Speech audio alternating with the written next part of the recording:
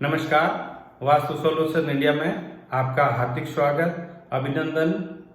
आज का विषय है अनचाहा भय, जिसको बहुत बार भूत भय भी कह सकते हैं, प्रेत का भी भय कह सकते हैं, या किसी इस प्रकार की स्पिरिचुअलिटी के साथ जुड़ा हुआ भय जो कभी दिखता नहीं है, आत्मा का भय या किसी भी प्रकार का डर किस वास्तु दोष की वजह से व्यक्ति के साथ ज्यादा लागू हो जाता है, मैं आपको इस विषय में बताऊंगा।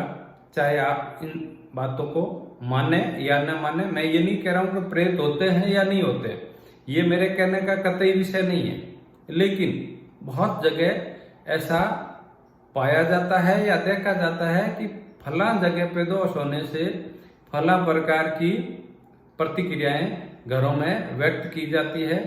तो चर्चा का विषय है अनजाना भय या किसी छाया का भय, उसकी वजह से किस प्रकार के वास्तु दोष घर में होते हैं तो वो डर ज्यादा लगता है। वास्तु में दिशाओं की जानकारी सभी व्यक्तियों को होती है, 10 दिशाएं हैं। चर्चा मैं सिर्फ और सिर्फ इतनी ही करूंगा कि अनजाना भय किस वास्तु दोष की वजह से होता है। सिर्फ और सिर्फ घर में अगर एक जगह वास्तु दोष है तो व्यक्ति को प्रेत आत्माओं से, भूतों से या ऐसी किसी काली छाया से डर लगेगा, चाहे वो है या नहीं, ये सब्जेक्ट नहीं है। डर लगेगा ये सब्जेक्ट है। इन प्रकार की गतिविधियों से आदमी को डर लगेगा और वो डर है, वास्तु दोष है, तो वो है आपके घर का आग्नेय कोण। अगर किसी भी रहवासी इकाई का आग्नेय कोण वास्तु में बहुत ज्यादा दूषित है, यहां पर मैं दूषित होने के कारण बता देता हूं। या तो वास्तु में मतलब जो भूखंड होता है उस पर दोष लागू होता है, या निर्मित इकाई में दोष लागू होता है, या बहुत बार बाहरी दोष भी ऐसे होते हैं कि जो हमारे भवन को प्रभावित करते हैं।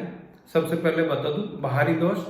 बाहरी दोष एक तो होता है कि भवन के ठीक सामने किसी प्रकार की कोई खंडर होना, वीरान होना, भूतिया हवेली होना, या इस प्रकार की कोई बिल्डिंग्स होना, उस बिल्डिंग को देख ही हमें भय लगे, ऐसा होता है तो वो बाहरी दोषों में शामिल होता है। दूसरा होता है मार्गवेद। अगर किसी भी प्रकार का टी जो रोड कहलाती है वो होता है, या एंड ऑफ द रोड होती है वो होता है, तो उसको मार्गवेद कहते हैं, ये भी बाहरी वास्तु दोष में आता है।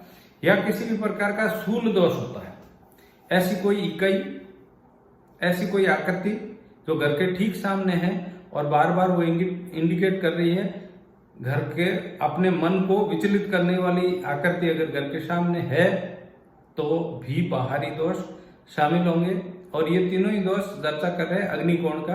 अगर अग्निकोण में भूतिया हवेली है या वीरान है, ऐसा है, तो वो दोष बाहरी वास्तु दोषों में शामिल हो रहा है। अब होता है भूखंड का दोष। अगर कोई भी कोण बढ़ा हुआ है या कटा हुआ है तो वो भूखंड का दोष कहलाया जाएगा। सिर्फ और सिर्फ ईशान में, ईशान को बढ़ा हुआ शुभ मानते हैं, बाकी सभी का बढ़ा हुआ अशुभ माना जाता है और वो भूखंड का वास्तु दोष कहलाता है। यहां पर चर्चा की जा रही है या तो वो बढ़ा हुआ है या घटा हुआ है, ये है भूखंड का दोष। तीसरा होता है निर्मित दोष। अगर हमने इकाई का निर्माण करते समय किसी भी तत्व के दुश्मन तत्व को वहां पर स्थापित कर दिया, जैसे अग्नि की दुश्मन जल से है, अग्नि तत्व जल तत्व से दुश्मनी पालता है, तो अग्नि तत्व की बात चल रही है अग्निकोण की। तो अग्निकोण में अगर आपने पानी का टांका बना दिया, चाहे वो जमीन के अंदर है, अंडरग्राउंड वाटर टैंक है, या अपर हेड वाटर टैंक है, अगर ऐसा हो गया तो वहां पर वास्तु दोष है। बहुत सारी जगह पे बहुत गहरा खड्डा हो गया, अग्निकोण में बहुत ज्यादा अंधेरा हो गया, या ठीक अग्निकोण के अंतरिक्ष पद में भवन का मुख्य द्वार हो गया, तो वो निर्मित वास्तु दोषों में आता है। अब ये 3 प्रकार के मैंने वास्तु दोष बताए, बाहरी, भूखंड का और निर्मित भवन का। अगर अग्नि कोण में तीनों में से या तो तीनों के तीनों दूषित है, या कोई 2 दोष है, या कोई 1 दोष है, तो भी हमें इस प्रकार का प्रेत भय सताएगा, मीन्स सताएगा ही सताएगा। दोष सुधारिए और इन अनचाहे भयों से मुक्ति पाइएगा। जय माता दी, धन्यवाद।